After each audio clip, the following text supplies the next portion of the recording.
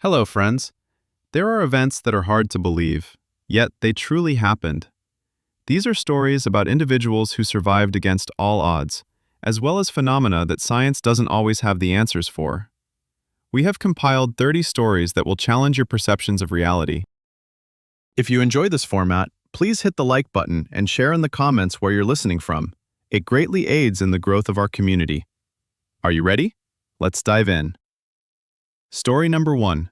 The Rider of the Storm Apocalypse. It was a sweltering day in July 1959. Lieutenant Colonel William Rankin, a seasoned Marine pilot, was ascending into the skies over North Carolina. He felt in command of the situation, seated in the cockpit of his supersonic fighter jet. The sky appeared vast and safe, while below, clouds swirled like whipped cream. William was blissfully unaware that in just a few moments, this serene view would morph into the most sophisticated torture chamber nature could devise. Rankin was cruising at an altitude of 47,000 feet, nearly 15 kilometers above the Earth. He was above the weather, yet a monstrous storm front was brewing directly beneath him. The tips of the clouds brushed against the fuselage of his aircraft. It was precisely at this moment, when the pilot was most relaxed, that the sensors flashed red. The engine had died. The whir of the turbine was replaced by an ominous grinding noise. The airplane became a falling rock. Attempts to restart were futile. William had no other choice but to pull the ejection lever. At that instant, he made a fateful mistake he would regret immediately. He left the plane without a pressure suit, at an altitude where the temperature was minus 50 degrees, and the air was so thin that blood could boil. The force of the ejection was so great that it tore away his glove and watch. His body instantly swelled from decompression. His abdomen looked like a balloon ready to burst. But that was just the beginning. Calculations showed that free fall before parachute deployment would last only a few minutes. However, William wasn't falling towards the ground. He was plunging directly into the maw of a colossal thunderstorm. The moment the parachute deployed, Rankin realized he was trapped. Instead of descending gently, he was violently yanked upward. The rising currents of hot air within the storm lifted him as if he were a feather. He found himself inside a massive atmospheric elevator, tossed both upward and downward at incredible speeds. Around him unfolded a nightmare. Lightning did not strike in the distance. It hit close by. William later described this as blue blades slicing through the darkness. The thunder roared with such intensity that he felt each vibration resonate through every bone in his body. The rain fell so heavily that the pilot choked while trying to breathe. He had to hold his breath to avoid drowning in air at several kilometers high, and soon, the rain turned to hail. Icy pellets pounded against his helmet and body, leaving bruises and abrasions. He was tossed about in this icy electrical hell for what felt like an eternity. He lost consciousness from pain and overload, regained it from the cold, and lost his bearings once more. He felt as though he had already crossed over. Time had stretched beyond comprehension. According to the laws of physics, he should have landed long ago, yet the storm held on to its plaything. At last, the ascending current began to weaken. The pilot's exhausted, frostbitten body commenced its descent. He tumbled out from the lower edge of the clouds and crashed into the forest. When he glanced at the miracle surviving watch on his second wrist, he couldn't believe his eyes. His descent had taken not 10 minutes, as was expected, but 40 minutes. 40 minutes inside the thunderstorm cloud, unprotected amidst the lightning and vacuum. William Rankin did not merely survive. He stood up, made his way to the road, and caught a ride. The doctors who examined him later could find no explanation for how his body had endured such extreme conditions. He became a man who literally rode the storm and returned to tell the tale. The elements had let him go, but our next story will take us from the raging skies to a place where absolute, resonating silence reigns. Yet, the danger arises not from nature, but from human ingenuity that has strayed into a dead end. Story number 2. The Day the Earth Grew Hungry. Imagine a morning woven from tranquility. Louisiana, November 20th, 1980. Lake Pioneer's stunning waters, a favorite haunt for local anglers. The fresh water here is shallow, merely about 3 meters deep. The bottom is clear and the banks are enveloped in greenery where rare species of irises bloom. It was an idyllic scene, resembling a postcard, seemingly destined to exist forever. None of the local residents could have predicted that their familiar landscape was nearing its final hours and would soon be erased without the help of an atomic bomb or an earthquake, but rather due to a simple miscalculation. In the center of the lake stood a drilling rig. Oil workers searched for black gold, oring into the ground, while far beneath them, at a depth of 400 meters, a different team was hard at work, miners extracting salt. It was a strange yet peaceful coexistence. One group drilled from above, while the other dug from below. What had once seemed like an audacious engineering feat soon changed when the oil drill unexpectedly became stuck.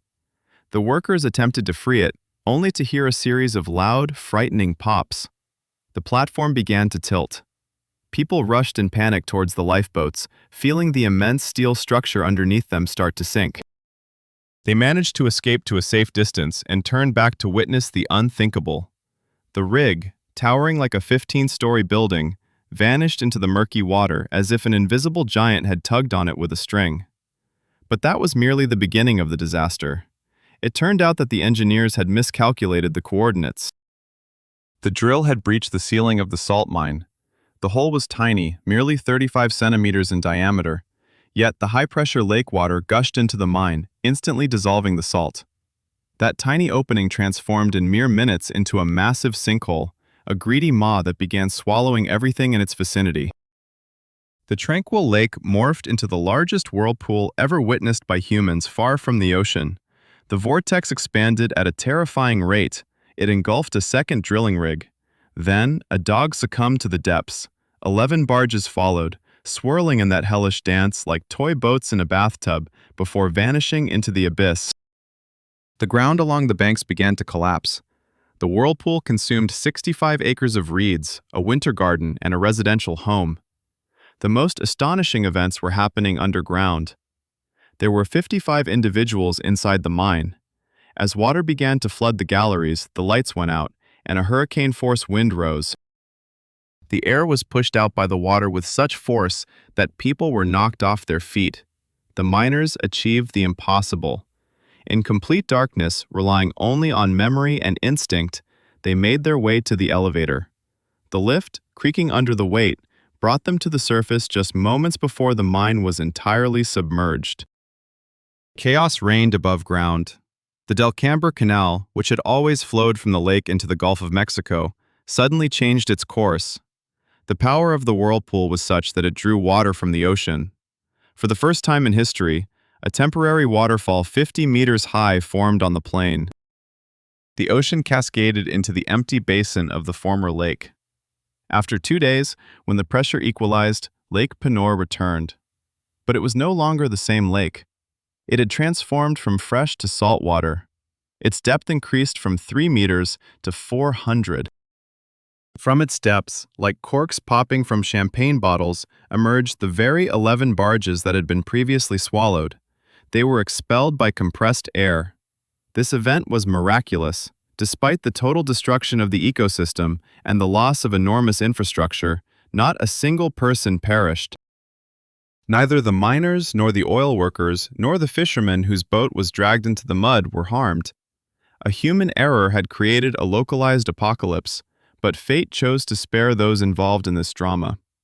We witnessed how the earth could open up beneath our feet due to a single erroneous calculation. The next story will demonstrate that danger may not emerge from the depths, but rather from a past that refuses to die. We'll move to a jungle where time stood still for 3 decades for one stubborn man. Story number 3. The Ghost Who Would Not Surrender. Lubang Island, Philippines, February 1974. Here, the jungle is not just a forest. It is a living, breathing organism trying to digest you. The humidity is so dense that the air feels drinkable, and insects buzz incessantly. Tourists and locals were afraid to venture deep within. Legends circulated about a spirit, a war demon who knows no mercy. But it was not a spirit, it was Hiru Onoda. When he set foot on this island, the The world was engulfed in the flames of World War II. The young intelligence officer received a simple yet terrifying order. You have no right to die. You have no right to surrender. It may take 3 years, it may take 5, but we will return for you. Keep acting. And he acted. The problem was that the war had ended 29 years prior. For Onoda, time had stopped. All the leaflets dropped from planes announcing Japan's capitulation, he believed to be an enemy's cunning trap. The newspapers left by search teams he viewed as skillful forgeries. He lived in combat readiness mode for nearly 3 decades. He sustained himself on bananas and coconuts, pilfered rice from farmers, ensured his rifle remained in pristine condition by lubricating it with stolen oil, and patched his deteriorating uniform with threads from wild plants. Each morning, he awoke with the conviction that he needed to protect the island for the emperor. What's truly astonishing about this tale is not merely the survival aspect, but how it culminated. Onoda was not discovered by special forces or the military, but by a Japanese student who lacked direction named Norio Suzuki. This young man embarked on a journey with an absurd list of objectives. He told his friends that he was off to find 3 things: a panda, Bigfoot, and Lieutenant Onoda. Within 4 days, Suzuki located the lieutenant. When the lean, bearded, yet heavily armed ghost emerged from the bushes, the student didn't flinch.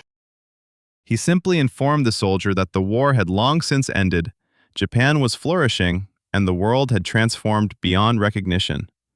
Onoda listened, yet his iron discipline overpowered common sense. He responded, "I cannot leave. I have received no orders from my commander." To conclude this war, one person had to embark on a journey through time. The Japanese government tracked down Major Taniguchi, Onoda's direct commander. He had long since retired and was peacefully selling books. The former major was dressed in an old, mothball-scented uniform, placed on a plane, and flown into the jungle. On March 9, 1974, a scene worthy of an ancient tragedy unfolded.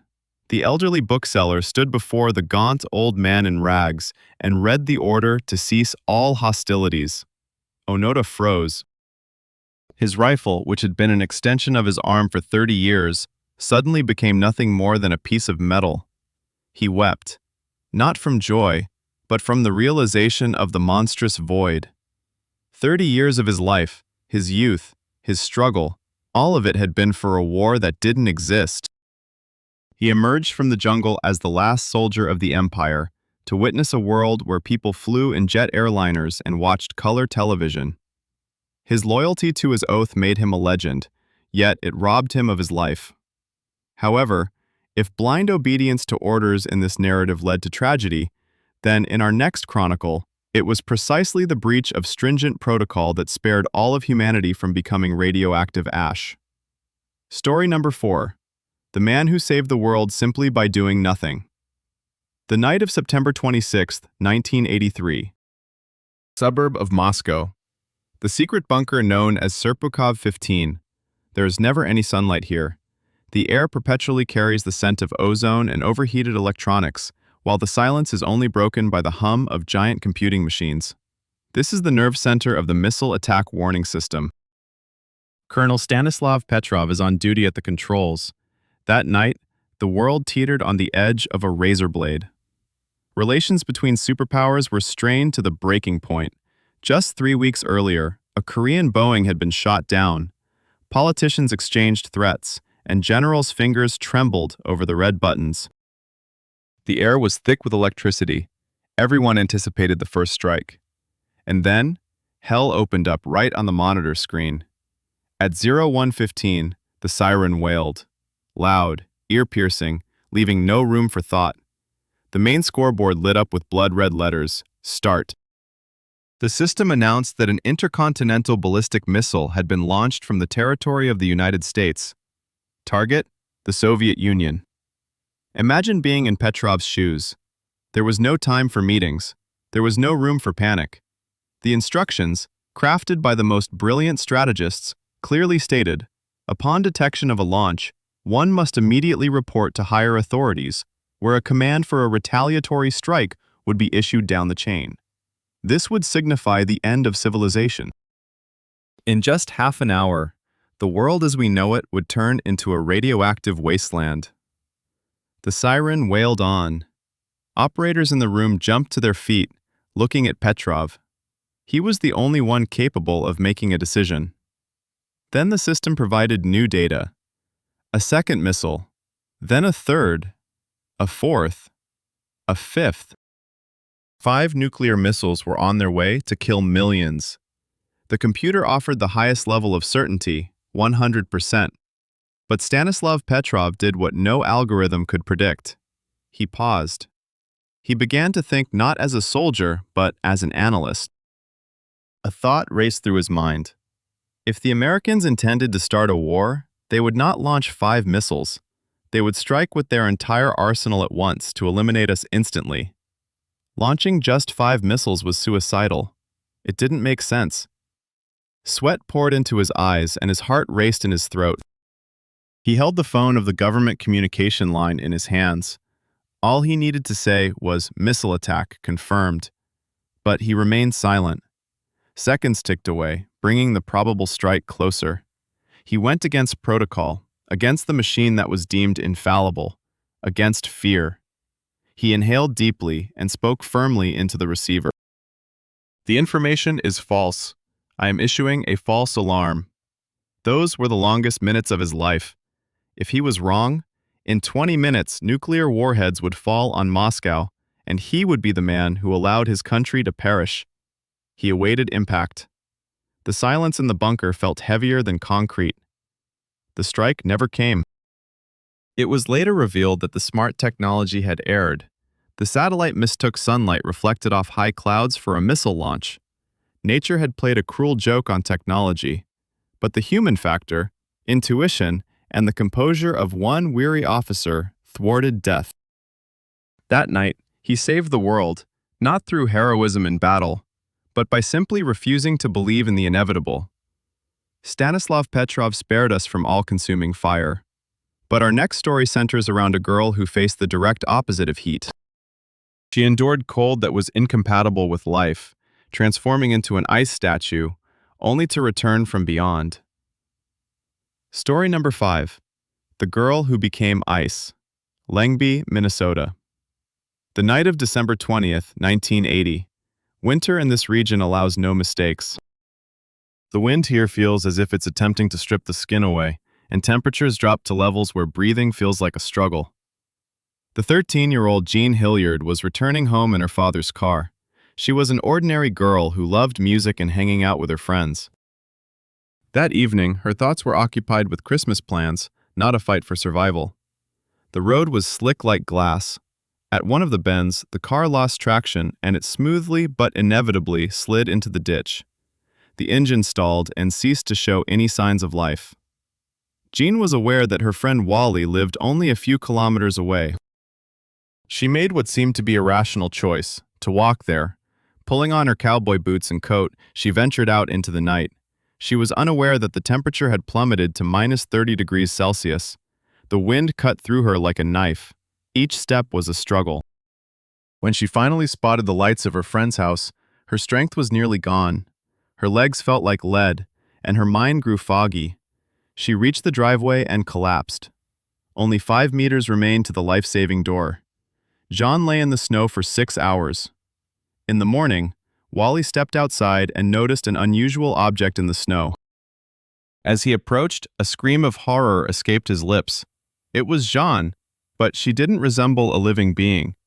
She was lying with her eyes wide open, glazed over and staring into the void. Her face was deathly pale, almost gray. When Wally attempted to lift her to place her in his car, he realized a terrifying truth. Jean had frozen so solid that she had become a solid chunk of ice. He had to load her onto the back seat diagonally, like a mannequin from a store window or a frozen log. Her arms and legs were rigid in the position where she had fallen. At the hospital, the doctors were astonished. They had seen frostbite before, but nothing like this. Jean's skin was so tough that medical needles bent and broke upon trying to administer an injection. The thermometer could not register her body temperature. It was below the minimum limit on the scale. Her pulse could barely be felt. Her heart was beating only 12 times a minute instead of the usual 60. Her pupils did not respond to light. Medically, she was officially considered dead, or at least doomed. The doctors whispered that even if they managed to restart her heart, her brain would likely have perished from lack of oxygen, and her legs would need to be amputated at the hips due to being frozen through. They wrapped her in electric heating pads. That was all the medics could do. Wait and pray. Jean's mother sat by her bedside, holding her daughter's icy hand, hoping for a miracle. And a miracle happened. After a few hours, the icy shell began to recede. Jean moved slightly. Then she opened her eyes and asked for a glass of water. The doctors could hardly believe their eyes.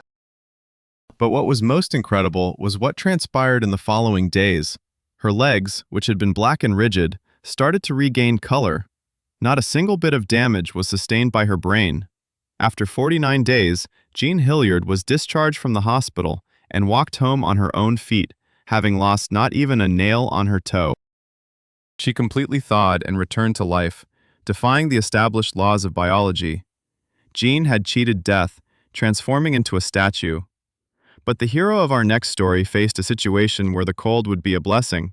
He found himself trapped in a metal cage at the bottom of the ocean in complete darkness, with only a few hours of air left and no hope for rescue. Story number 6. The Chef Who Lived at the Bottom. Atlantic Ocean, off the coast of Nigeria, May 2013. The tug Eon 4 was a typical workhorse, engaged in routine operations out in the open sea. A crew of 12, accustomed to the rocking, salty breeze and hard labor, was aboard. Among them was cook, 29-year-old Harrison Okene. That morning, he woke up early, even before dawn, to prepare breakfast for his colleagues. Dressed only in his underwear, he stood in the bathroom brushing his teeth, when suddenly, everything changed. A massive wave struck the side of the small vessel. The tug tilted, screeched, and began to capsize rapidly. Water surged into the corridors like a furious beast. Harrison was thrown against the bulkhead. He heard the cries of his fellow crew members as they tried to escape from their cabins, but the water was faster. The ship sank, pulling the crew down with it. It crashed to the seabed at a depth of 30 meters. The darkness, cold, and eerie silence that followed the chaos felt like a sentence. Harrison found himself trapped. He navigated the overturned passageway by touch, clutching onto pipes and protrusions. The water began to rise to his throat. He discovered a cabin that seemed to offer a bit more space and huddled into a corner. An incredible occurrence took place. An air pocket formed within the hull of the capsized vessel.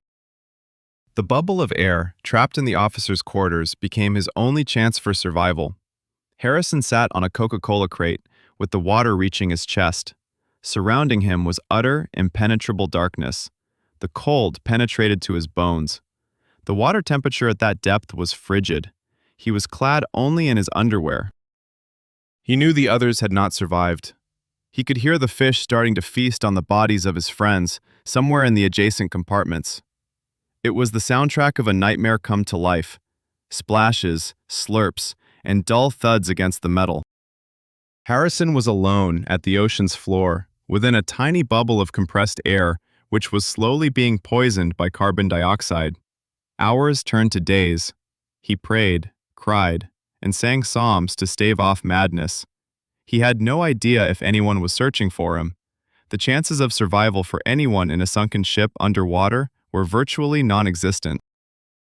Divers sent to the wreck site 3 days later sought out bodies to return to their families. They were not looking for survivors. Then, Harrison heard a noise, a muffled thud. At first, he thought it might be sharks hitting the hull, but the sound repeated. It was metallic, and there was someone on the outside. Gathering his remaining strength, he dove into the icy water and swam toward the sound. He saw a beam of light, the diver's flashlight. Harrison reached out and touched the rescuer's shoulder. The diver recoiled in horror. Imagine searching for the deceased on the ocean floor and suddenly feeling a hand reaching out from the darkness. The rescuer assumed it was a body being carried by the current, but the hand squeezed his fingers. A voice on the radio, trembling with shock, announced, "He's alive! He's alive!" Harrison O'Kenne had spent 60 hours on the ocean floor, nearly 3 days without food or water, in darkness and cold, breathing air that should have run out much earlier. Doctors would later say that a miracle and physics were his salvation. Under pressure, oxygen is absorbed differently, and the cold slowed his metabolism. But for Harrison himself, it was divine intervention. He was brought to the surface in a decompression chamber to prevent his blood from boiling due to the sudden pressure change. When he saw the sun, he cried. Out of 12 individuals, he was the only survivor, a cook who just happened to be in the right place at the right time, even if that place was the ocean floor. The ocean released its victim, but sometimes danger arises from where we feel the safest, from the very heart of a civilized city, where the ground can become as fluid as water. Story number 7. A tsunami that smelled like caramel. Boston, the RTN district, January 15, 1919. This day was unusually warm for winter. Snow was melting, the sun warmed the cobblestones, and residents took to the streets, enjoying a reprieve from the cold. Workers were having lunch, children played near the waterfront structures, and cab drivers lazily urged their horses. A sweet and cloying scent lingered in the air, one that the locals had long since grown accustomed to. The source of the aroma was a gigantic tank belonging to Purity Distilling, towering above the rooftops like a grim metal tower. Inside this tank, as tall as a 5-story building, sat something that seemed entirely harmless: molasses, a thick sugar syrup used in the production of alcohol. At that time, there was a rush for alcohol leading up to the enactment of Prohibition, and the tank was filled to overflowing. 2,300,000 gallons of viscous, heavy liquid pressed against the steel walls. People often heard the tank groaning. Sometimes, syrup would seep from the seams, and children would rush over to collect the sweet drops with sticks. No one saw it as a threat, for it was just syrup. Could syrup really kill? Precisely at 12:40, a sound akin to machine gun fire rang out. Steel rivets burst free, unable to withstand the pressure. A second later, the earth trembled with a deep, guttural roar.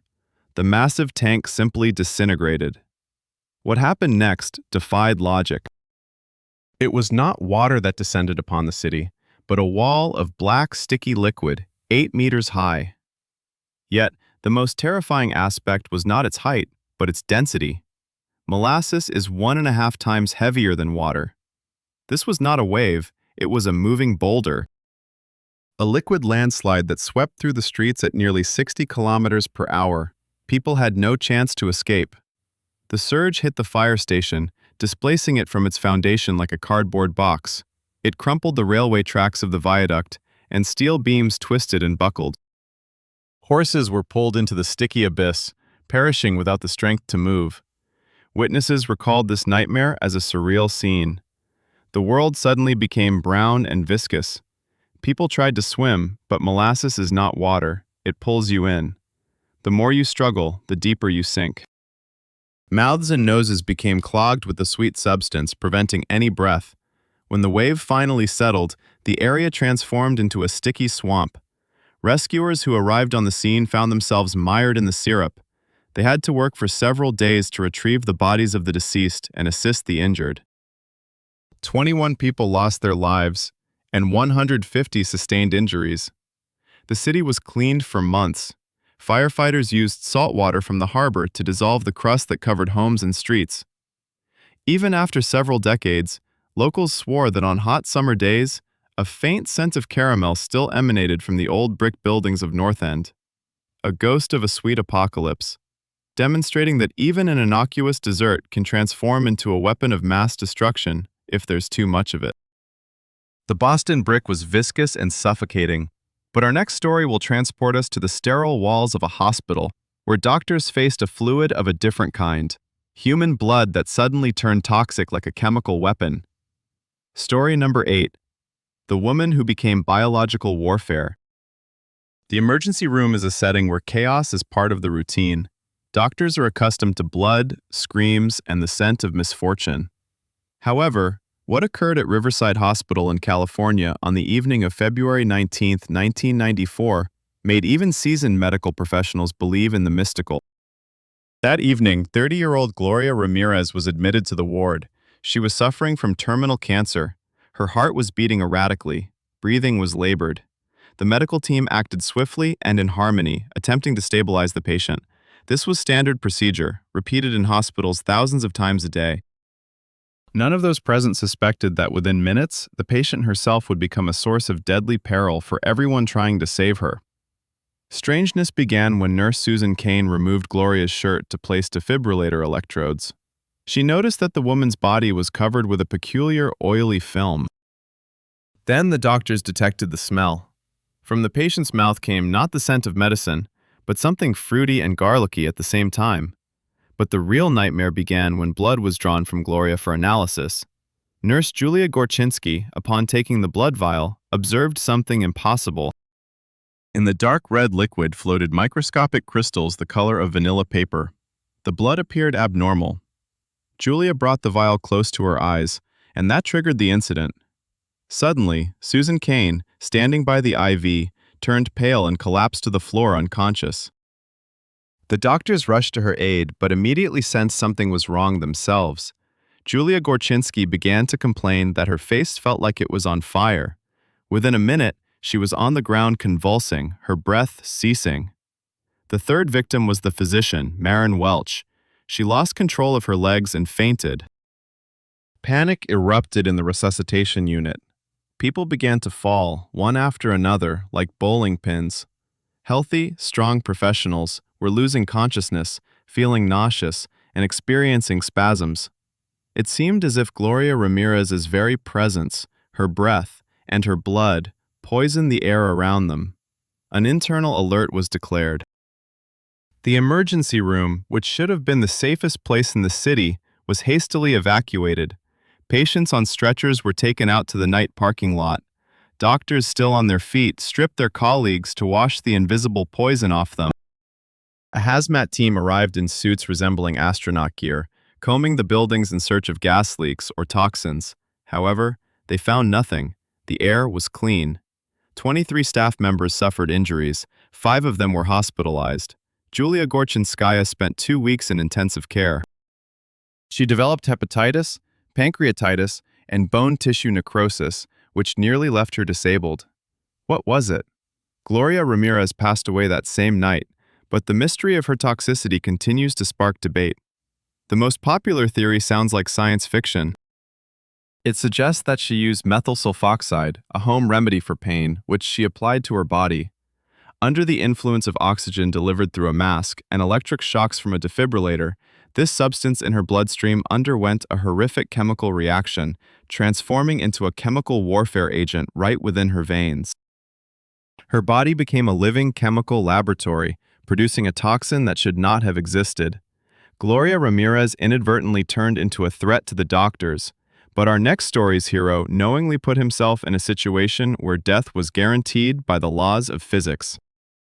He peered into the barrel of the most powerful device on the planet and received a blow that should have incinerated his brain, yet it instead bestowed upon him a strange form of immortality. Story number 9. The Man Pierced by a Beam of Infinity. This event occurred on the 13th of July in 1978 in the scientific town of Protvino. Here, underground was the most powerful particle accelerator of that time, the U-70 synchrotron. This gigantic ring accelerated protons to speeds close to the speed of light. The energy contained in this stream was colossal. This wasn't just the light from a flashlight. It was the concentrated fury of the universe trapped in a magnetic field. A young physicist, 36-year-old Anatoly Bogorsky, was assigned to check some faulty equipment. The safety system, complex and multi-tiered, malfunctioned for some unknown reason. The light indicating that the accelerator was on burned out. The door that was supposed to be locked opened. Anatoly was convinced that the channel was empty. He leaned in to peer inside the vacuum tube where the detectors were located. At that moment, a beam of protons passed through his head. He felt nothing more. He later described it as, "I saw light brighter than 1,000 suns. The flash was silent yet dazzling. It appeared not before his eyes, but right within his skull. A beam of particles just a few millimeters in diameter entered through the back of his head and exited through his nose. The radiation he received was measured not in standard doses, but in astronomical figures. The lethal dose for a human is about 500 Roentgens. Bogorsky received 200,000 Roentgens upon entry and 300,000 upon exit due to beam scattering in the tissues. It was akin to plunging one's head into the mouth of an operational nuclear reactor. According to all laws of radiobiology, he should have died instantly, turning into a charred doll, or, at best, lived for a couple of days in excruciating agony while his brain disintegrated at the cellular level. Yet Anatoly finished his work, noted the malfunction in the log, and went home. He told no one, even though he understood that something terrible had occurred. During the night, the left side of his face swelled to the point of being unrecognizable. It was only then that he sought medical attention. He was urgently transported to a specialized clinic in Moscow. The doctors looked at him as if he were a living corpse. They were preparing his wife for the worst, anticipating an imminent demise. The skin at the entry and exit points of the beam began to peel away, revealing bone and tissue. This was a burn that had penetrated through to the brain. Yet Anatoly did not succumb. He did not lose his intellect. He did not become a vegetable. In fact, he even defended his dissertation after the incident. His brain, pierced by the particle beam, found a way to reconfigure its connections and continue functioning. The only reminder of his encounter with the ray of infinity was his face. It transformed into a mask resembling that of Dorian Gray. The right side of his face aged normally, accumulating wrinkles, while the left, seared by radiation, remained forever smooth, youthful, and immobile. The nerves had been destroyed, but the tissues seemed to have been preserved in time. He lives on to this day, the man who survived a shot from a gun designed to obliterate matter. Science cannot fully explain why he remains alive. Perhaps the beam was so focused and swift that it pierced through the tissues without transferring all its lethal energy. Anatoly Bogorsky became an exception to the rules of nuclear physics. But our next story is dedicated to a place where nature itself violated such rules. We shall journey to a lake that claimed all life around it in a single night, without releasing a drop of water or creating a single wave. Story number 10. The Night When Air Became the Enemy. Cameroon, West Africa, August 21st, 1986. The village of Noise was preparing for slumber. It was a quiet, secluded place where life flowed steadily, governed by the rhythms of nature. Local farmers had returned from the fields, women were cooking dinner over an open fire, and children played in the dusty roads. Rising above the village was a mountain, within whose crater rested Lake Nyos. The lake had always been regarded as a benevolent spirit of the region. Its waters were deep blue, calm as a mirror. Legends told of ancestral spirits dwelling in the lake, yet no one feared them. That evening, there were no signs of impending disaster. There were no earthquakes, no hurricanes, nor flashes of lightning. Nature was entirely tranquil. Around 9 o'clock in the evening, the villagers heard a peculiar sound. It was not an explosion, but rather a deep, low rumble, resembling distant thunder or the exhale of a colossal beast. But the sky remained clear. People shrugged and carried on with their activities, unaware that this sound signaled the onset of one of the strangest and deadliest events in the planet's history. At that moment, Lake Nyos turned upside down. Deep underwater, at the bottom of the crater, carbon dioxide had accumulated for centuries, seeping from the magma. The water, under immense pressure, held this gas in place, much like a cork keeps champagne in a bottle. But that night, something, perhaps a landslide or a cold rain, disturbed the fragile equilibrium. The pressure was released. A massive bubble of carbon dioxide erupted from the depths of the lake. The volume of the outburst exceeded 1 million cubic meters of gas. The water in the lake foamed and surged upward, forming a column 100 meters high.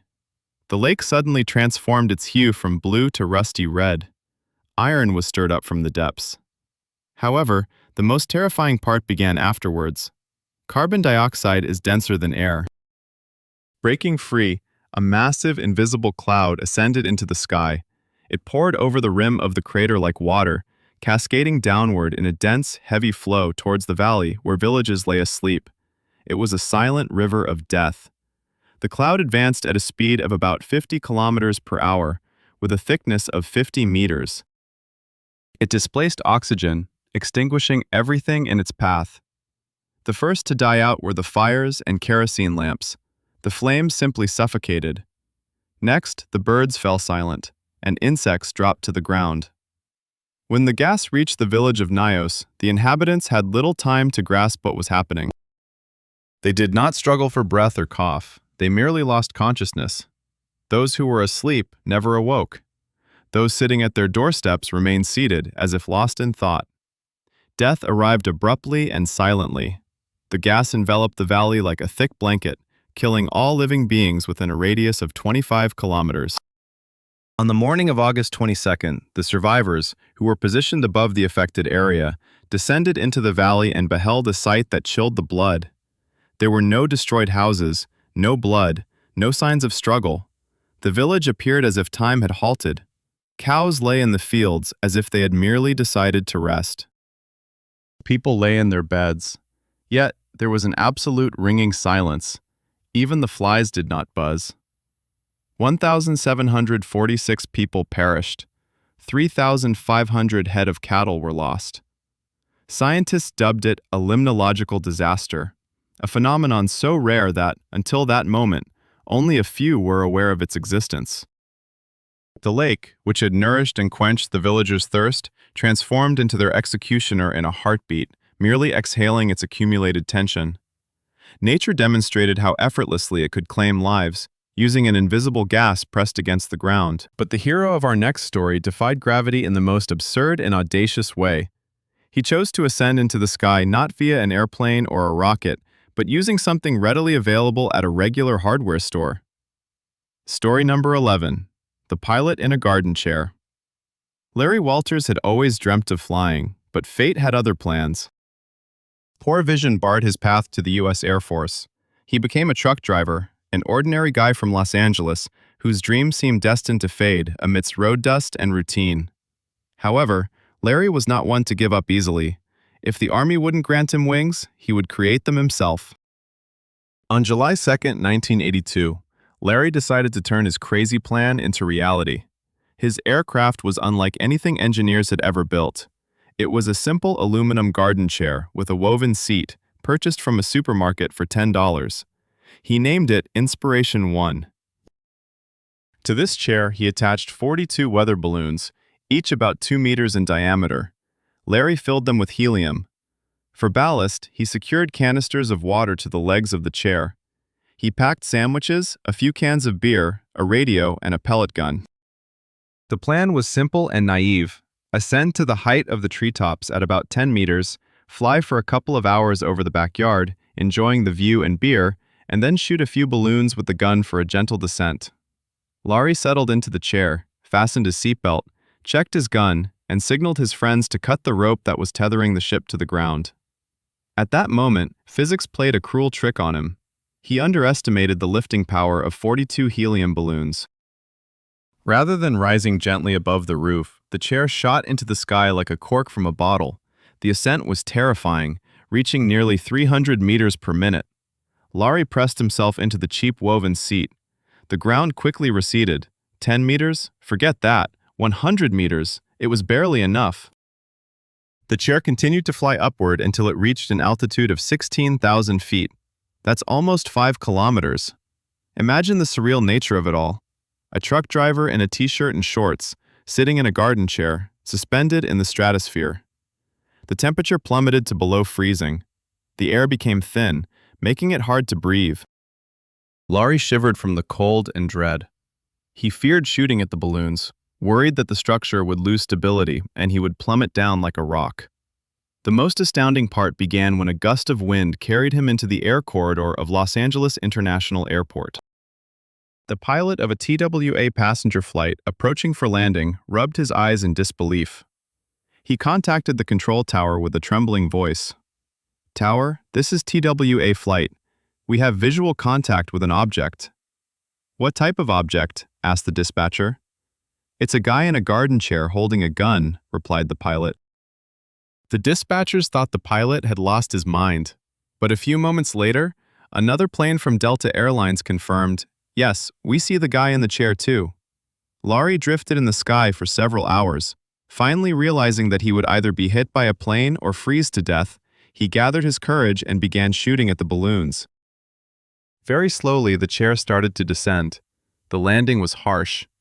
The ropes of the balloons tangled in power lines, leaving a whole neighborhood in Long Beach without electricity for 20 minutes. Laurie landed just a few feet from the ground. When firefighters rescued him, he was promptly arrested by the police. On the ground, reporters awaited him. One of them asked, "Laurie, why did you do it?" The truck driver, still shivering from the cold, but proud, replied with a phrase that became legendary. "Well, a man can't just sit around." He was fined, but he entered history as the only person to ascend to the stratosphere on furniture. Laurie sought adventure in the sky, but our next story is about people who desired only one thing, to return home across the cold ocean, yet found themselves trapped by their own rescuer. Story number 12, The Ship That Refused to Die. The Arctic Ocean, off the coast of Alaska, October 1931. Winter in the Arctic does not come gradually. It descends on the world like a heavy curtain. The trading vessel HMO, a powerful steel ship weighing 1,300 tons, was navigating through the ice fields with a cargo of fur. The crew dreamed of one thing, to reach Vancouver, to warmth and the comfort of home. But the ocean had other plans. The icy trap snapped shut suddenly. Huge ice floes, like the jaws of a great white giant, clenched the ship's hull. The engines roared, but the vessel couldn't budge an inch. The captain made a decision that turned out to be the only correct one: to wait it out. The crew disembarked onto the ice and constructed a temporary shelter on the shore, merely 1 kilometer away from the stranded ship. They held on to the hope that the ice would recede. At the end of November, a monstrous snowstorm erupted. The wind howled with such intensity that those in the shelter could not hear their own thoughts. Visibility dropped to 0. When the storm subsided and the horizon cleared, the sailors gazed towards the ocean and froze in disbelief. Where the HMO once stood, there was now only an icy wasteland. The massive steel mountain had vanished. The captain and crew came to a logical conclusion. During the storm, the ice crushed the hull and the ship sank. They mourned the loss of their cargo, awaited rescue planes, and flew home, convinced that HMO had found its eternal rest in a marine grave. However, a week later, a strange report surfaced. An Eskimo hunter claimed he had spotted the ship. It was drifting 70 kilometers from the site of its demise. It was intact, it was empty, and it was moving. Thus began one of the most incredible maritime legends of the 20th century. HMO transformed into the ghost ship of the Arctic.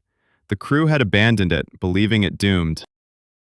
Yet the ship proved to be more resilient than the humans. Without a captain, without engineers, without a single living soul aboard, it continued its journey. Over the course of the next 38 years, consider that number. Almost 4 decades went by, and HMO was seen dozens of times. In 1933, a group of storm conjurers even boarded it. They found the vessel in pristine condition. Books lay in the cabins and skins were preserved in the hold. They intended to tow it away, but suddenly a storm swept in, separating the people from the ship once again, as if it were defending its freedom. In 1939, another captain tried to board it, but the advancing ice threatened to crush his very own vessel. The ship survived World War II, drifting through waters where military convoys sank. It endured the atomic era. It became part of local folklore. Residents of Alaska often glimpsed its silhouette in the fog, rusty, ice-covered, but proudly battling against the current. The last sighting of it was in 1969. It once more became trapped in the ice, yet appeared unconquered. No one knows where it is now. Perhaps it has finally found peace at the bottom of the sea. Or maybe it still exists out there, in the white silence, demonstrating that human creations can sometimes acquire their own unfathomable will to live. HMO vanished into the icy mist, taking its secrets with it. However, our next story will transport us from the cold void to a bustling, noisy city, where a theft occurred so audacious and bizarre that the police initially believed it to be a prank. Story number 13. The Perfect Crime in the Rain. Tokyo. The morning of December 10th, 1968. The sky over the Japanese capital was heavy and leaden, and an endless cold rain poured down on the city. The streets of the Futim district gleamed with water, and people hid their faces in their collars, hurrying about their business. On this gray, unwelcoming day, an unremarkable armored bank vehicle belonging to Nipponis was moving down the road. Inside the truck were 4 employees. They were carrying a cargo upon which the mood of thousands depended. Christmas bonuses for the workers at Toshiba's factory. Inside metal boxes lay almost 300 million yen. At that time, it was an astronomical amount, capable of providing a comfortable life for several generations. The atmosphere in the vehicle was tense, but not due to the money. A few days prior, the bank manager had received a letter containing bomb threats. The police were on high alert. The instructions were strict. Thus, when the cash collectors spotted a lone police motorcycle coming through the veil of rain in their rearview mirror, they were not surprised. A white helmet, official uniform, flashing siren.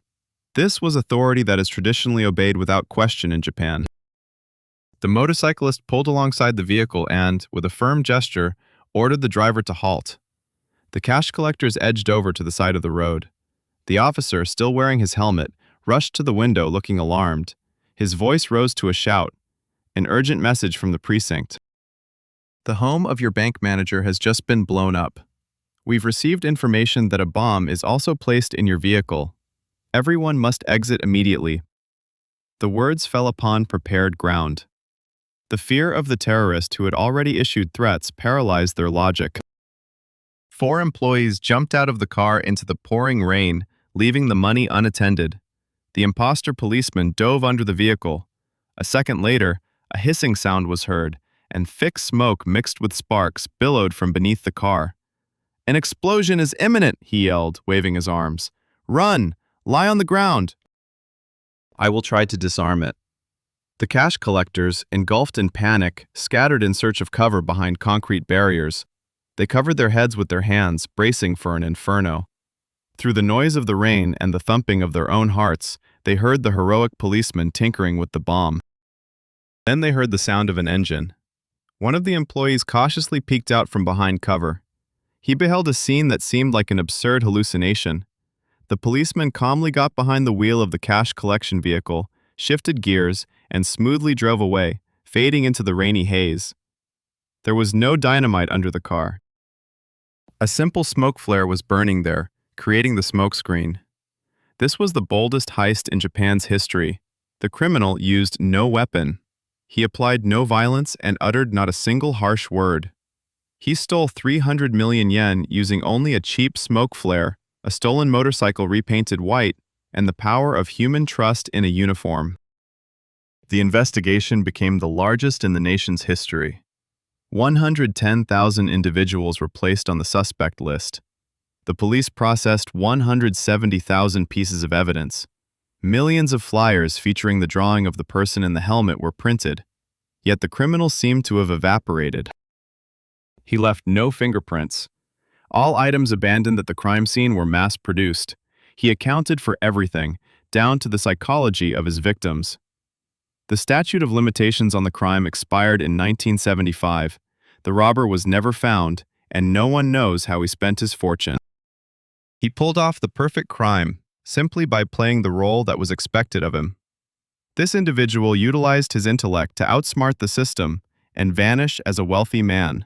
However, the protagonist of our next tale faced an entirely opposite challenge. He was just a simple drifter whom the system desperately wanted to eliminate for insurance purposes, yet he turned out to be the most resilient man on Earth.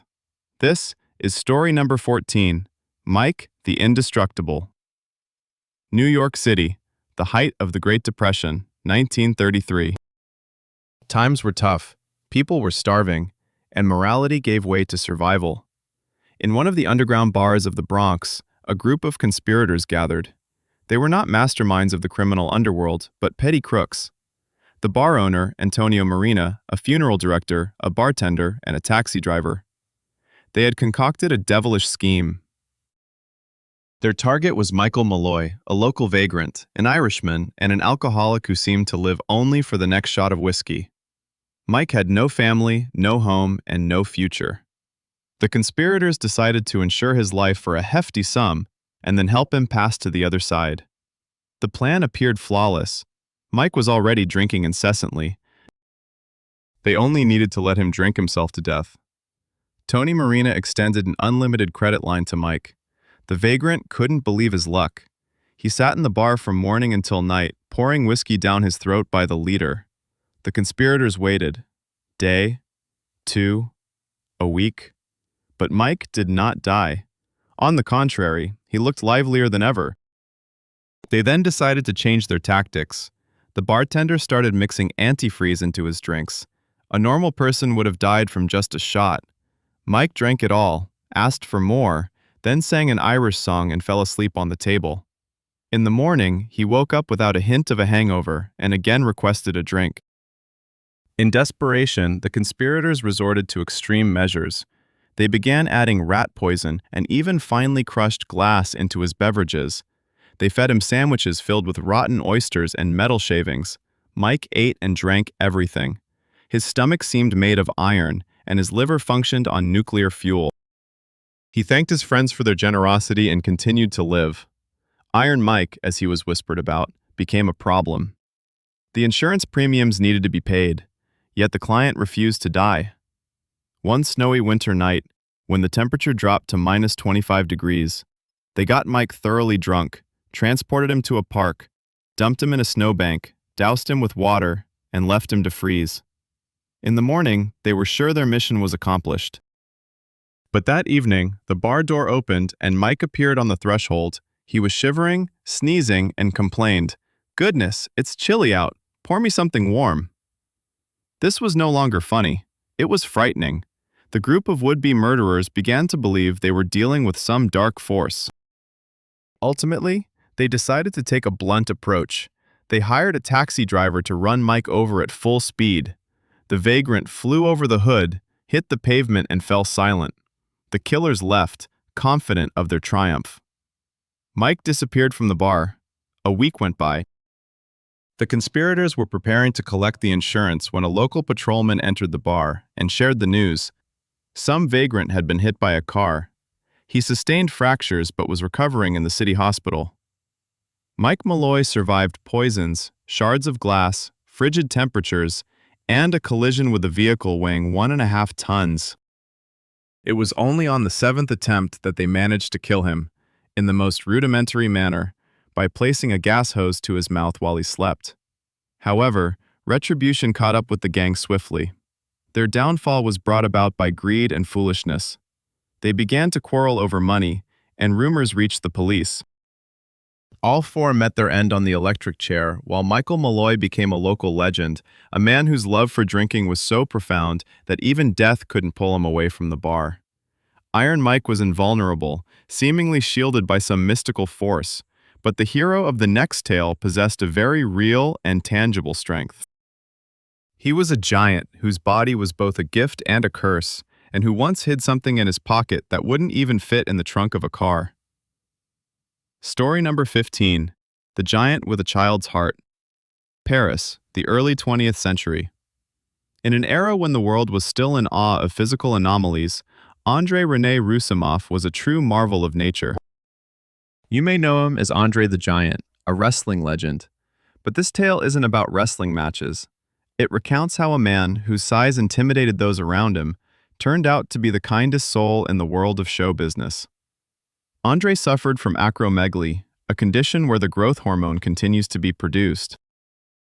He was enormous, standing 2 meters 24 centimeters tall and weighing 240 kilograms. His fingers were the thickness of sausages, and his palm could cover the face of an adult entirely. Ordinary items such as chairs, cars, and doorways became instruments of torture for little people. Yet behind this mountain of muscle lay the heart of a poet. Writer Samuel Beckett, a Nobel laureate, lived next door to Andre's family when he was a teenager. Since Andre could hardly fit into a school bus even then, Beckett would drive him to school in his truck, and they would spend hours discussing cricket. However, the most incredible story that truly illustrated the scale of Andre's character unfolded in a bar. Similar to Mike Malloy from the previous story, Andre enjoyed a drink, but his capacity was beyond human comprehension. One evening, Andre entered a hotel bar in Pennsylvania. Whether he was in a foul mood or simply looking to unwind is unclear. He took a seat at the counter on a specially reinforced chair and began drinking beer. Over the span of 6 hours, the giant consumed 119 cans of beer. This is no typo. 119 cans of 350 milliliters each amounts to more than 40 liters of liquid. An ordinary person would have succumbed to water intoxication, not to mention alcohol poisoning. But for Andre, it was merely a casual evening. He finished all of that, settled his bill, and simply fell asleep in a chair in the hotel lobby. The staff found themselves in a predicament. No one dared to wake the giant. Moving him was impossible. He weighed as much as 2 adult lions. Ultimately, the hotel manager made the only logical choice. They draped a velvet rope over the sleeping Andre like a museum exhibit and allowed him to sleep until morning. Guests passed by in awe, gazing at the snoring mountain. But Andre's strength manifested not only in his capacity to consume drinks. Arnold Schwarzenegger, who was certainly not a small individual, once shared a story that is hard to believe. One evening, while dining at a restaurant, the bill arrived and Arnold attempted to pay. However, Andre, thinking that a guest should not cover the bill, firmly stated, "I will pay." Arnold began to argue. In response, Andre simply stood up, lifted the Terminator with one hand as if he were a doll, carried him out of the restaurant, and carefully placed him on the roof of his own car. He then returned inside, settled the bill, and left with a smile. Arnold was left sitting on the roof, realizing that there are some forces in the world that are pointless to contest. Andre lived in a world that felt too fragile for him. He constantly feared breaking something or hurting someone. His life was short, but he left a mark, not just in dents on the floor, but also in the hearts of people, proving that being a big man means having a big heart. Andre was noticeable from a mile away. In contrast, the heroes of the next story did everything to remain invisible. They created an entire army whose sole purpose was to deceive the enemy. Their weapons were not guns, but rubber and plywood. This is the story of the Ghost Army. During World War II in Europe, while real guns roared on the front lines and blood was shed, a secret unit operated behind Allied lines, known only to a select few. Officially, they were called the 2nd Tactical Deception Unit, but history remembers them by another name, the Ghost Army. This unit did not include snipers or demolition experts. Instead of rifles, they were equipped with paintbrushes, paints, sound recording equipment, and acting skills. The unit recruited artists, designers, sound engineers, and architects from the best art schools in New York and Philadelphia. Their task was both absurd and brilliant: to convince the Germans of the existence of a vast army that, in reality, did not exist. Their primary weapon was inflatable tanks. Imagine a field somewhere in France. A German reconnaissance plane flies over a forest and takes photographs. In those images, the German command sees a column of Sherman tanks, trucks, and artillery. In a panic, the Germans redeploy divisions to prepare for an attack. However, on the ground, those tanks weighed only 40 kilograms. 4 soldiers could lift one of those tanks and carry it over a fence. If an inflatable tank was hit by shrapnel, they simply patched it up, much like a bicycle tire. But visual deception was only part of the show. The Ghost Army created a war symphony. Engineers recorded the sounds of moving armored vehicles, the clanking of tracks, the shouts of sergeants, and the noise of bridge construction on large wire recorders. With the help of giant speakers mounted on trucks, they broadcast those sounds towards the enemy. The noise could be heard from 20 kilometers away. The Germans believed a tank division was approaching, trembling in fear, yet no one came to them in the darkness. The acting was perfected to an art. Soldiers of the Ghost Army donned the uniforms of other units with general insignias and frequented local bars in liberated towns. There, they inadvertently revealed their plans for an offensive, fully aware that enemy spies were listening in. They drove their jeeps in circles, creating the illusion of endless columns and leaving tracks in the mud. The most audacious displays took place in March 1945 on the banks of the Rhine River. While the actual Ninth Army prepared to cross at one location, the Phantoms staged a grand performance 15 kilometers to the south. They inflated 600 tanks and artillery pieces, cranked up the sound systems to maximum volume, and even simulated flashes of artillery fire. The Germans were deceived. They directed their forces to the site of the fake crossing, firing at rubber decoys. Thanks to this ruse, the genuine crossing occurred with minimal losses.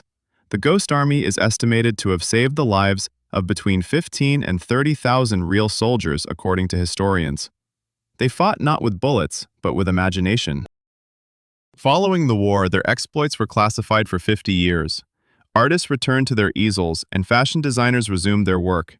Many of them achieved fame, such as the designer Bill Blass. However, until the late 1990s, they were prohibited from even telling their wives that they had once inflated tanks and frightened Nazis with sounds from speakers.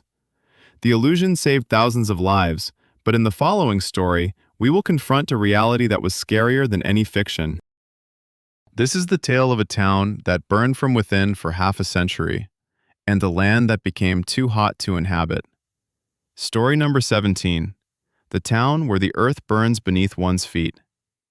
Pennsylvania, the town of Centralia, May 1962. It was a typical American mining town. Neat white houses, a Sunday school, friendly neighbors. Life here revolved around anthracite coal, which was mined deep underground. The residents were preparing for Memorial Day and decided to clean up the town dump. The city council hired 5 volunteer firefighters to burn the rubbish in an abandoned coal mine shaft. They had done this before. The procedure seemed routine. They set fire to the pile, waited for it to burn down, and doused the ashes with water. It seemed like the job was done, but they were unaware that the fire had not been extinguished. It had simply descended deeper. The smoldering coals found their way through cracks in the refuse to the deserted coal tunnels below. Beneath the town lay a labyrinth of mines filled with remnants of coal and wooden supports. The fire, like a predator smelling blood, seized upon this endless fuel source. Initially, the residents noticed nothing amiss, but soon strange occurrences began. A foul smell of sulfur permeated the basements. The asphalt on the roads felt warm, even on cold days.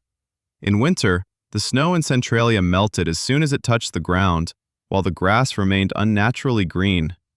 The true extent of the disaster was revealed nearly 20 years later, on Valentine's Day 1981.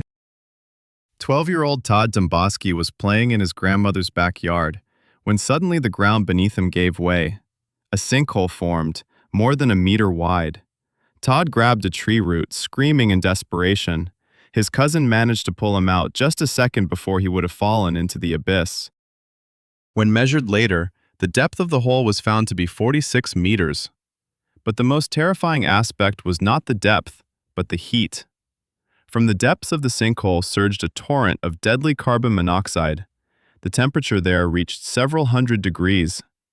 It turned out that beneath the power plant raged a massive underground fire. The flames had spread over an area of 1,500 acres. It consumed coal seams, slowly roasting the town from below. The authorities attempted to extinguish the blaze by drilling wells and pouring thousands of tons of water, sand, and fly ash. However, the underground monster merely laughed at these efforts. Water evaporated, turning into steam that split the ground apart with new fissures. Highway 61 cracked like an old plate, and acrid smoke billowed from the fractures. In 1984, the government admitted defeat. It was impossible to extinguish the power plant. An unprecedented decision was made to evacuate the entire town. Homes were bought and demolished by bulldozers, and the streets emptied. The zip code 17927 was officially canceled. Today, Centralia is a ghost town. Almost no buildings remain, only a network of old roads leading to nowhere, and a cemetery that, oddly, was untouched by the fire. But the earth still smolders. Experts say there is enough coal underground to keep the fire burning for another 250 years.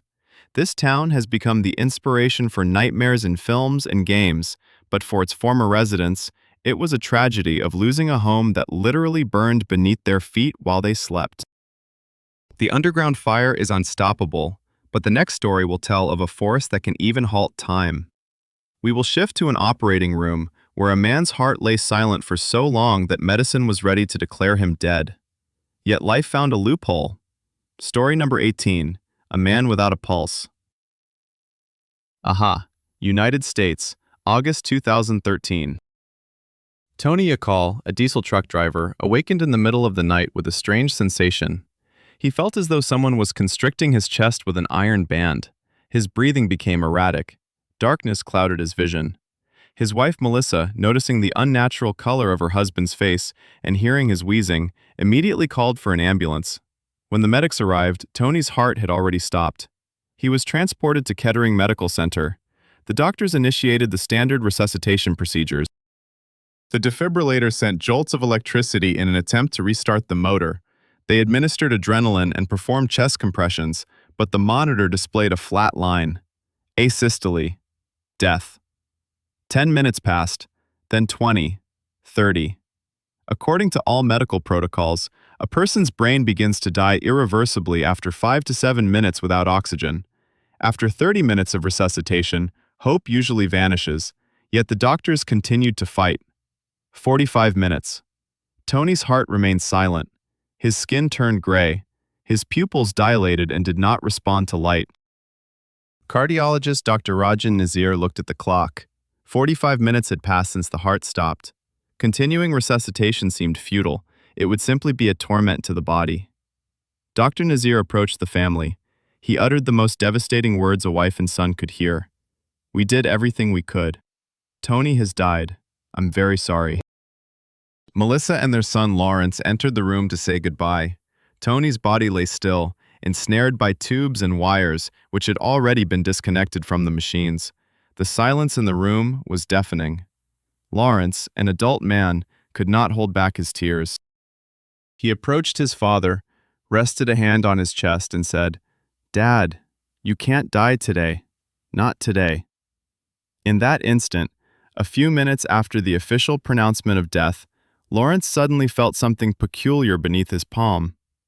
A faint, barely perceptible pulse. He shouted, "Doctor, he's breathing! I can feel his heartbeat." Doctor. Nazir returned to the room, believing this to be a hallucination of grieving relatives or residual muscle reflexes. He hesitantly glanced at the monitor and then froze. On the screen, where a flat line had persisted for nearly an hour, a weak but rhythmic peak emerged. Beep. Pause. Beep. Tony Yala's heart, which had been silent for 45 minutes, had seemingly decided to restart on its own, without electricity, without massage, without medications, simply by the touch of his son. In medicine, this is referred to as the Lazarus phenomenon, a spontaneous return of circulation following the cessation of resuscitation. This occurrence is so rare that each case is documented in scientific journals as a miracle. Yet, the most astonishing part lay ahead. Typically, after such prolonged clinical death, individuals, if they survive, end up in a vegetative state due to brain cell death. The doctors prepared the family for the reality that Tony would never recognize them or be able to communicate. Tony awakened after several days. He opened his eyes, glanced at his weeping wife, and asked why there were so many people around. His mind was completely intact. He recalled everything except the moment of death. Within a couple of weeks, he was discharged from the hospital with a pacemaker in his chest, returning to a normal life. Dr. Nazir later confessed to reporters, "I am a cardiologist. I believe in science. But what happened that day cannot be explained by anything but divine intervention or the power of love that defied the laws of physiology."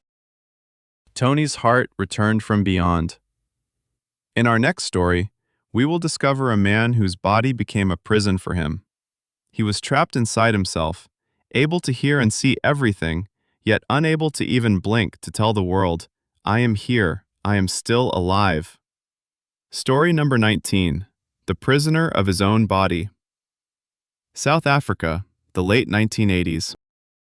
Martin Pistorius was an ordinary 12-year-old boy who loved electronics and dreamed of the future.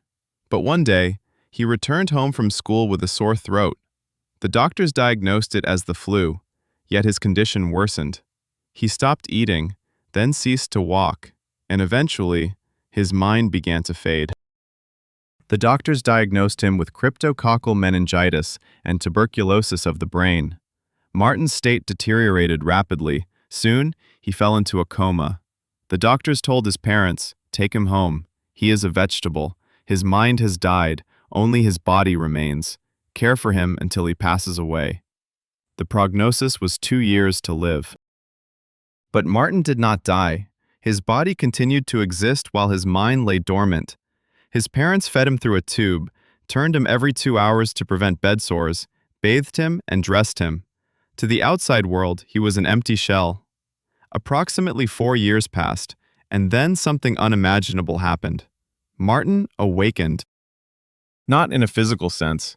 His body remained paralyzed. He couldn't move a finger or an eyelid, but his consciousness had returned. It ignited brightly and clearly. He understood everything. He could see, hear, and smell. Yet he was trapped in the concrete sarcophagus of his own flesh. Imagine that horror. You lie in a room. You see the sun moving along the wall and hear your loved ones talking. You want to scream, "Mom, I'm here, I hear you!" But your lips don't move. Your lungs aren't drawing in air to shout. You are utterly and completely helpless. Martin endured this locked-in syndrome for nearly 10 years. He heard everything. He listened as his mother, driven to despair by years of caring for a hopeless invalid, once whispered, looking at him, "I hope you die." Those words shattered his heart, but he couldn't even cry. He understood her anguish, but was unable to console her. To avoid losing his mind, he learned to live within his own head. He observed the movement of shadows. He counted seconds. He learned to tell time by the way light fell. He held complex dialogues with himself. His mind became his only universe. Salvation arrived unexpectedly.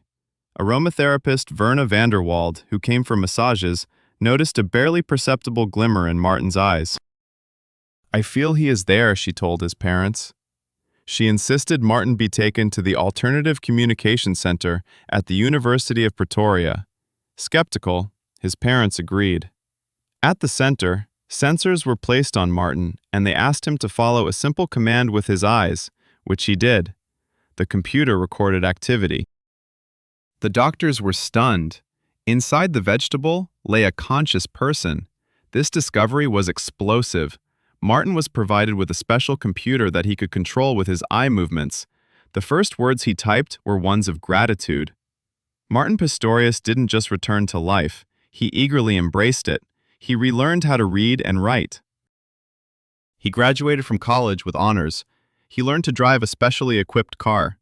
He founded a web design company. And most incredibly, he found love. He met a girl named Juana. They married and moved to the United Kingdom. In 2018, they welcomed a son. A person who had been written off, who was considered dead while living, demonstrated that the human spirit cannot be broken, even when the body refuses to cooperate. His story is a tribute to perseverance and faith that, even in the darkest depths, there exists a spark of reason.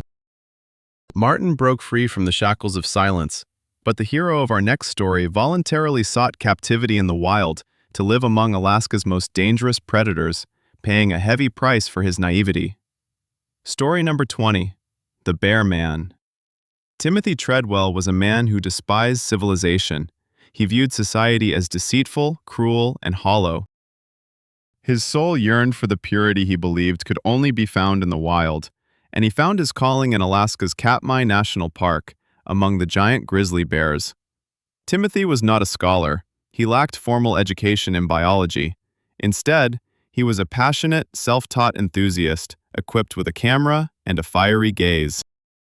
For 13 consecutive years, he traveled to Alaska each summer, living in a tent right in the middle of bear trails, without any weapons, pepper spray, or electric fencing. His philosophy was both simple and naively frightening. If you love animals, respect them, and are not afraid, they will accept you as one of their own. He gave the bears amusing names such as Mr. Chocolate, Aunt Melissa, and Sergeant Brown. He would approach them within arm's reach, singing them songs and conversing with them as if they were children. "Who's our good bear? I love you. I will protect you." In the video footage he left behind, one can see him touching the nose of a 300-kilogram predator. The bears looked at him with curiosity, sometimes with irritation, but they did not harm him. Timothy believed in his own invulnerability. He considered himself a bear person, a bridge between worlds. However, nature does not recognize friendship in the human sense. It is governed solely by instincts: hunger, territorial defense, and reproduction. Timothy violated the fundamental rule. He blurred the line between observer and prey. In October 2003, Timothy and his girlfriend Amy Huguenard stayed in the park longer than usual. Bears become more aggressive during this time, as they need to accumulate fat before hibernation. Timothy's usual companions had already gone to sleep, and unfamiliar food-hungry males descended into the valley, unacquainted with the kind man holding a camera. On the 5th of October, a pilot for an air taxi, arriving to pick up the couple, discovered a torn-apart campsite. The tent was flattened, and a massive old bear with damaged teeth wandered nearby. It was later revealed that Timothy had fallen victim to his own illusion. The camera found at the scene was recording at the moment of the attack. The lens cover was closed, but the sound was captured. This recorded the final 6 minutes of Timothy and Amy's lives. The audio reveals Timothy shouting that he was being attacked. He pleaded with Amy to hit the bear with a frying pan, but the grizzly was a killing machine. They had no chance. The most horrifying aspect of this story is that the bear did not see Timothy as a friend who had betrayed him. It saw him merely as an unhurried, weak source of protein that had lingered too long in front of its nose. Timothy Treadwell wished to become part of the wild, and nature accepted him by literally digesting him and transforming him into a part of the food chain. His death served as a brutal reminder. Love for nature must not replace respect for its laws. A predator will always remain a predator, regardless of the affectionate names you assign to it. Timothy sought harmony in the forest.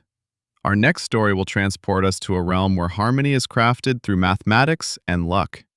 We will recount the tale of a man who discovered a flaw in the world's most popular lottery and legally robbed it of millions using simple arithmetic.